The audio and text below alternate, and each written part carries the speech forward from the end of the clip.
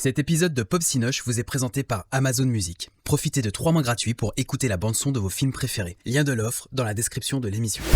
Aujourd'hui, Pop Cinoche s'affiche avec Bruce Lee.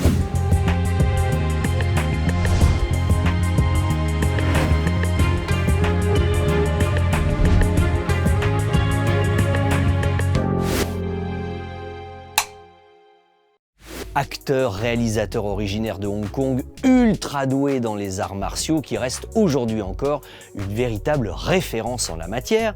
Mais au début des années 70, on ne le connaissait pas encore.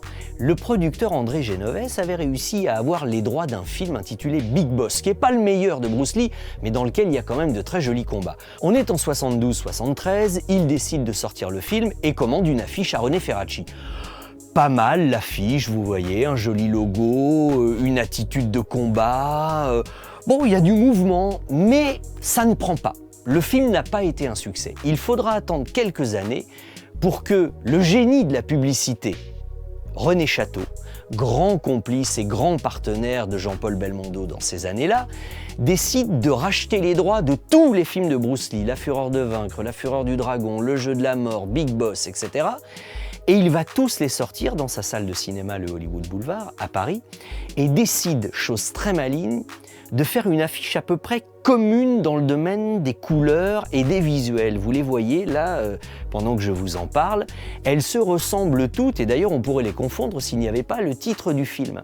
Et là, tout d'un coup, en sortant tout ça à la fois, il a créé Bruce Lee et annoncé Bruce Lee comme une espèce d'événement, et là, le phénomène s'est embrasé. Bruce Lee est devenu une véritable star en France.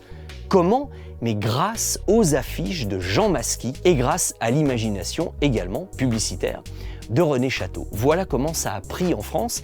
Ce que je voulais vous dire avec ces deux affiches-là, c'est que voyez comment, avec le même film, une affiche finalement est plutôt joliment faite, mais n'a pas suscité l'excitation du spectateur, alors que, avec une affiche qui est une véritable petite œuvre d'art, le dessin est magnifique, ce côté jaune-orangé fait un petit peu rêver, et bien là, ça a pris. Autant dire que l'affiche a été déterminante, non seulement pour le succès d'un film, mais pour l'aura et la réputation d'un homme qui est devenu un homme culte, un sportif et un comédien culte dont on parle encore aujourd'hui. D'ailleurs, est-ce que ça vous parle encore, vous, Bruce Lee ?